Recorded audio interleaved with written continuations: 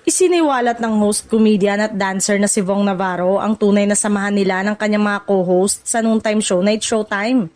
Sa vlog ng tinaguriang Diamond Star na si Maricel Soriano, kinamusta niya si Vong tungkol sa estado ng programa at kung kumusta ang relasyon ng mga host sa isa't isa. Ayon kay Vong, isa sa mga sekreto ng kanilang samahan ay ang pagiging bawal pikon dahil natural na sa kanila ang biruan at kulitan. Aniya, masaya at parang pamilya ang turingan nila sa isa't isa sa loob at labas ng studio. Dagdag pa niya, kahit wala sila sa trabaho ay tuloy pa rin ang kanilang komunikasyon sa pamamagitan ng group chat kung saan hindi nawawala ang biruan at kamustahan ng bawat isa. Ipinakita raw nito kung gaano sila ka-close kahit hindi sila magkakasama ng personal.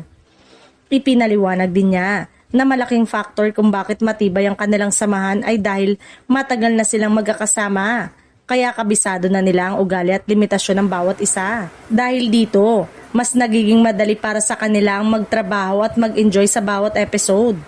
Matatanda ang mahigit isang dekada ng umere ang programa at sa kabila ng mga pagbabagong pinagdadaanan nito, nananatiling solid ang samahan ng mga host. Isa ito sa mga dahilan kung bakit patuloy itong tinatangkilik ng publiko. Sa huli, ibinahagi ni Vong na si Jong Hilario ang itinuturing ang pinakamalapit sa kanya sa mga co-host.